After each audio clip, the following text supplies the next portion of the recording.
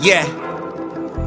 God's doing a great work in me for sure, and certainly He purposed me straight for His purpose, purposely my first degree. God's doing a great work in me, a one that's serving me. I'm serving He, that means I'm serving three, doing it perfectly. He picked me up and threw me in the promised land, let me know that I'm the man, and He's still been promising. Brought me up from bottom, man, had to slap from 5 like dominoes. He upheld His right hand, still dominant, honoring the righteous.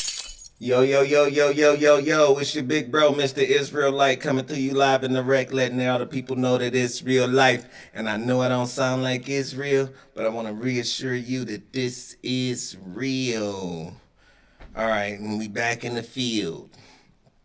So, on today's episode, I'm going to try to put y'all hip to something. I haven't watched this video. Disclaimer, we watching it together. I like to sit back with the people and watch the videos like story time. This one right here is called Electric Car Companies Are Lying to You. The Zero Emission Scam. This was passed along to me by a dear friend, and we gonna watch it together and see what they talking about. I think I'm already hip to what they talking about. This lithium business. I went on a tear and a rant about Elon's money. Look into Elon's money. It's fake. It's real, but it's fake somehow. But yeah, I was talking about this already. So if y'all what was that video actually about? It wasn't really about Elon. Dang, what the heck is the video about? I'm going to figure out what the video is about, and I'm going to come back and tell y'all so y'all can go back and do your research on that. But anyway, yeah, this is about the lithium battery scam, the zero emission scam, all of that. Like, these cars is probably causing more damage on the earth to create these to create these batteries in these cars than actually just using gas. It's not plausible. It's probably more plausible to go towards like hydrogen. And it's a different kind of battery, like some sort of salt battery that's out that people that seems to be the future. But this whole lithium business and y'all driving around in these things like nobody, like I always say, nobody talk on the phone like this no more. That's dead. I'm rocking around on speakerphone most of the time. I don't want this thing near my brain because the brain cancer right here on the noggin, on the what's this thing called, the temple. The brain cancer is through the roof. People walking around with their phones in their pocket. The testicular cancer is through the roof. This thing is emitting. Get one of those little radiation readers. They like this big. They only cost a couple $100, and just go around your house and see what's emitting. You put that thing next to your phone. Insane. Now get on the internet on your phone. Insane. Now get a call. Oh, insane. Like it's way too much for even casual use, but yet you're riding around and they already say, like I said, they already say don't be on your phone while it's charging. They don't even want you near it. Some people even go as far as to say charge your phone in a whole nother room than you are in. But yet we're riding around in a complete battery. Now, this battery is as long as your bed and as wide as your bed. For you people who still sleeping in twin beds, I pray for you. But for most people, that's how large these batteries actually are. The size of your actual bed. But you sitting in there, you're charging your car while you're sitting in it is insane. It being on the side of your house is enough. You almost don't want to be where it is on that side of the house that you're charging it in. You know, the amount of technology that goes into these cars are over the top too. But I like me a spaceship. You know what I'm saying? And it's ways that they can block these emissions if they just get smarter about blocking these emissions. But I'm sure they'll get better in the future. But you guys who already been driving it, insane. You already 5 years in, and you already 10 years in. God bless you. God bless you all. But I don't know what this let me put a video up. Wow. I don't know what this lady is about to talk. Shout out to Girly Girl. I actually don't know her name, but I'm on the 4th video. The person who sent me this video sent me the last 3 I just did. She must be a big fan, you know. Okay. So yeah, and Girly on her stuff too. She knows what she talking about, you know. So let's dive in and see what she got to say. And probably kind of what I just said, but if she don't say nothing that I got to say, I'm gonna insert myself. I ain't gonna lie. We all know that electric cars will save the world, right? Well, not so fast. The electric car industry is worth $170 billion today, and it'll grow to almost $1 trillion a year by 2030. It's an industry that claims to be driven by good intentions, but underneath, it's powered by greed, lies, and deception. And while Elon Musk is praised as a savior to the environmental movement, in reality, his industry has blood on its hands because it knowingly supports environmental destruction, as well as child labor and economic slavery. But these facts are often hidden or pushed to the side so that makers of electric cars can continue to make an insane amount of money. Basically, the idea that electric cars are zero emission or even good for the environment is a whole lot of bullshit. Before I get into the really nasty stuff later on in this video, I'm just going to start you off with a small appetizer to show you the destructive nature of this electric car business. This is the new Hummer, and unlike the old gas-guzzling model of the past, loved by Arnold Schwarzenegger, this one is electric. General Motors is heavily promoting the new Hummer as a zero-emission car, but that claim isn't just misleading, it's actually a big fat lie. There may be no exhaust coming from the back of the new Hummer, but the electricity that drives it definitely creates pollution, as most of the energy generated in the US still comes from burning fossil fuels. According to one study, driving the 9,000-pound electric Hummer just 1 mile puts out 341 grams of CO2, which is significantly more than basically every single petrol or diesel-powered sedan sold on the market today, even more than this heavy diesel-powered V8 Audi SUV. Now, of course, this is just one example, and considering the electric Humvee is the biggest and heaviest electric car on the road, it wouldn't be fair to just leave it at that. So let me be impartial and look at the problems of the electric cars in general. How environmentally friendly an electric car is to run all depends on where its power comes from. In Iceland, for example, electric cars make a lot of sense, as the nation's entire power supply is renewable geothermal energy. But this isn't the case in Poland, where almost all energy comes from burning coal, meaning driving an electric car in Poland is about 10% worse than a petrol or diesel equivalent. On average, though, it is better to drive an electric car on a daily basis in most of the West, even if the energy that powers these cars might not be very clean. But here's the thing. In most cases, electric cars are better for the environment to drive on a daily basis, but compared to gas-powered cars, they are much worse in many other ways. Electric cars are very energy intensive to build, mostly due to the resources needed to produce their battery packs. Because of this, electric cars are much more damaging to produce than their gas-powered ancestors. On average, an electric car needs to be driven around 60,000 kilometers before its lifetime emissions make it cleaner than a car that runs on fossil fuels. And there's also the problem of waste these cars produce. Whereas almost every part of a gas-powered car can be scrapped or recycled, this isn't the case with electric car battery packs, which are not designed to be reused, and according to most manufacturers, need to be replaced every 100,000 miles. Dang, hold on. 100,000 miles ain't a lot. 10 years. It does not take 10 years to drive 100,000 miles. That's like almost not driving at all. 10 years? 10 years? It don't take nobody 10 years to get to 100K. Brand new off the lot? 10 years?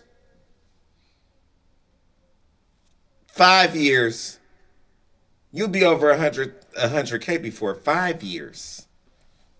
Need to be replaced every 100,000 miles. Ideas are being theorized on how to possibly And those batteries aren't cheap. If you got to replace that battery after 5 years or 6 years or after 100K, if you got to replace that battery, that car is getting expensive. Those batteries like 30,000. You're basically buying another car. Reuse these batteries in the future, but for now, the millions of electric car battery packs being retired each year will just create tons of new toxic electronic waste. So obviously, electric cars are very far from being zero emissions or harmless to the environment. But if this is the case, why is it that they're allowed to be advertised as causing no harm to the environment? In 2010, President Obama implemented rules stating electric cars couldn't be advertised as zero emission vehicles. Quite simply, because it would basically be false advertising. However, under President Trump, many of Obama's fuel efficiency and emissions rules were overturned, meaning electric car makers could now go back to using zero emission wording, something the current president, Joe Biden, has seen fit to leave exactly the way it is. In the rest of the world, this story is basically the same, especially in the EU, which has pledged to ban the sale of fossil fuel burning cars by 2035. And even though electric cars are far from being zero emission in the EU either, the EU's definition of a zero-emission car ignores the carbon cost of producing them or the CO2 created from the energy that powers them, creating a convenient legal loophole that misdirects people from the true environmental cost of electric cars. So basically, electric cars are allowed to be called zero-emission because our governments allow that to be the case, even though it's clearly very far from the truth. So basically what she's saying is, even though the car is giving off zero emission, the actual building and construction of this battery that runs the car is doing far much more damage than the actual building of a normal standard car. You understand? And you will have to drive 60,000 miles on that car just so you can break even to a standard car as far as emissions go. So if that's not making any sense, I don't know what to tell you. Plus, the carbon batteries and electricity produce carbon too. That's why they got that's why they say the lights in your house cause CO2 and all of this stuff, like lights. So it's not just gas that causes these things. That's why they was trying to put carbon taxes on like houses and things back when. Do you think this is a whole load of greenwashing to help people buy more electric cars? Let me know your thoughts down below. In a second, I'll share with you what I think is the most terrible thing about the production of electric cars in general. But before I do, I just want to let you know that we have an amazing newsletter that's 70,000 people. Now let's talk about probably the worst cost of electric car production, and it's a price paid by suffering and death of human beings. Electric cars need a lot of rare minerals to produce them, and one of the most essential minerals required for the production is cobalt. 70% of the world's production of cobalt comes from the Democratic Republic of Congo, which, amongst other things, is also the 10th poorest nation on Earth, meaning the people who live there are regularly exploited by foreign companies who need their nation's resources. A lot of the DRC's cobalt is mined in massive industrial mines like this one. However, over 250,000 Congolese work in dangerous, unregulated mines like this. These mines are called informal mines, but this name doesn't sound that great in marketing material, so the media and companies involved in trading this type of cobalt tend to call them artisanal mines. Artisanal mines might have a lovely sounding name, but life working in them is horrific. Children as young as 6 years old are sent to them to mine cobalt to help provide income for their families. Many of these children will die in the process, either by being killed in tunnel collapses or because of deadly cobalt poisoning. Adults involved in cobalt mining also suffer terribly themselves, with exposure to toxic cobalt mining. Did you just see that baby working in this mine? Insane. Many of these children will die in the process, either by being killed Look at that. in tunnel collapses or because Look at that. Working harder than all of us. deadly cobalt In the rain. Look at you, young homie. God bless you, young homie. All this for your lithium, man. This same as the blood diamonds, bro. poisoning. Adults involved in cobalt mining also suffer terribly themselves, with exposure to toxic cobalt mining being linked to a myriad of diseases, as well as causing birth defects in children born to adults who work in the mines. And apart from these human costs, extracting cobalt causes significant environmental damage as well, with the cobalt mining region of Katanga in DRC being named one of the 10 most polluted places on Earth. Once again, raising more questions about the environmental impact of electric cars as a whole. Now, the consequences of these informal cobalt mines that I've just mentioned above are pretty horrific, so there's absolutely no way that electric car manufacturers would knowingly be getting their cobalt from these sources, right? Previously, electric car manufacturers have been accused of sourcing some of the cobalt from these informal mines, but due to backlash, many have promised to clean up their supply chain. Enter a company called Glencore, which is the largest cobalt miner on the planet. Amongst others, Glencore supplies cobalt to Tesla and General Motors, and previously was heavily against the use of informal cobalt mining. But in 2020, Glencore made a U-turn, adding informal cobalt back into its supply chain, most likely because it was impossible to meet global electric car demand via industrial mines alone. Glencore has since tried to use public relations to make its informal mining sound good, saying they're committed to transforming it into a fair and responsible industry. But for now, these words are pretty meaningless, as informal cobalt mining is still deadly and preys on vulnerable workers. And even in large industrial mines, Congolese workers aren't treated much better. For example, Chinese company TFM supplies Mercedes, Tesla, Volvo, and VW with cobalt. And TFM workers have accused the company of significant misconduct, including forcing them into uncontracted labor as well as racist, colonialist exploitation. So in reality, it seems like electric car manufacturers are using Glencore and other miners to be the middlemen to do their dirty work so that they don't have to be seen as getting blood from informal cobalt mining on their hands. But anyway, there seems to be a whole lot of really scummy things happening in the electric car industry.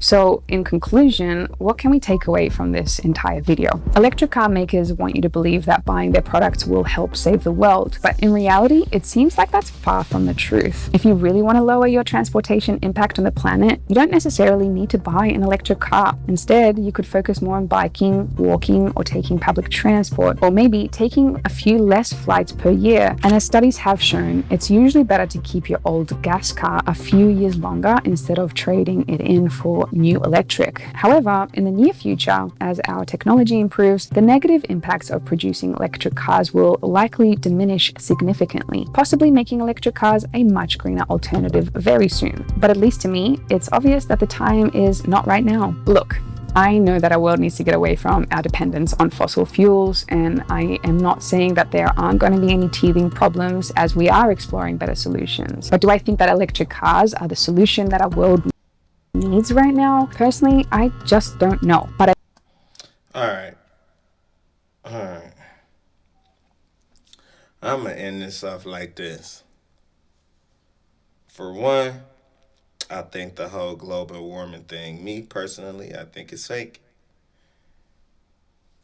The ocean ain't rose. They've been telling us the ocean was rising the last 20 years. Sea levels are still the same. They say the earth is getting hot. It's the same as it's always been. You know, I'll say this. What's happening is, I always take it back to it. The Bible. It's in the Bible what's going on with the earth.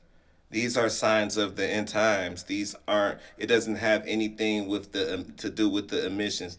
God put enough trees and all of this stuff. Listen, surprise, it's 4 currents on this earth that airplanes ride these currents. It's 4 of them. You know, they blow. And I think 2 are below the equator, 2 are above the equator, something like that, right? And if you in the airplanes, you know about these currents. The Bible called them the 4 winds of the earth. Okay, they blow out the earth. Yeah, it's an irrigation system that God already put in place to blow this mug out. It's like I got a window on this side of the house. I got a window on this side of the house. The breeze come through and blow the house out. It's some smoke, it's some steam coming in out. Blow the house. God done already prepared for everything. Y'all can let them fool y'all if they want. The four winds of the earth blow out the earth. Sound crazy? Look it up. I can't make this up. It's a literal irrigation system because of how this earth is set up. Anyway, so I'm not worried about no emissions. Only thing the emission that I'm trying to get is that I'm worried about is the ones that they all need to do to the guilt of freaking blood lithium now. Not blood diamonds, blood lithium. Um you see how they choosing the harder path though? Like, oh, we want all of you to ride electric, but do you see what it's taking to get the electric up and running? They just never mind that. And the oil ain't hurt nobody. The oil rigs is over there pumping oil. You know what I'm saying? They never, by the way, those oil things replenish themselves. They don't want y'all to know that too. They want y'all to think that it's scarcity on it. It's not. These after they tap out the oil, they leave these things for a couple of years and go back to the same one and it's full again. No lie. Look into that too. They don't never run out. But but yeah, besides all of that, um it's enough. I mean, it's not even sustainable anyway. It's not enough lithium for if everybody on this earth chose to drive an electric car and be on their second and third battery, we won't even have any more lithium. We're gonna be looking for something else to do after that. Anyway, the true thing we need to do is a natural resource, hydrogen. Hydrogen cars are a thing. We already seen little kids redo it. If you look into the past, it was already done by Ford and all of them. They got in with the oil companies so they can be able to charge you for it. This is all a ploy to charge you for things, to just charge you for stuff. The reason why we're using not a clean source is because they wanted to make a money off oil and they wanted to put scarcity behind it. So they made you think that we can actually run out so they can raise the prices so we can think we're short on something. You cause a shortage so you can price gouge from time to time. So that's all that is. You get in bed with something. It's the same thing when Tesla had the free energy, and we chose like, let's go ahead and wash this nutbag and called him a crazy, and then went with a lesser way to energize this country because they already had contracts and dealings with these other people like gas companies and oil companies and like something tangible that you can charge for. Why would we give it to you for free when we can charge you for it? So that's what all of this is really about. Anyway, I can talk about this for days and go on a tear, but I'm not because I'm just do it on the next episode. Next time we come across it again, I'm gonna give you some more little information. That's what I'm here for. That's why I'm Mr. Israelite. And that's why you, Mr. is real like. Yeah. All right. I'm out.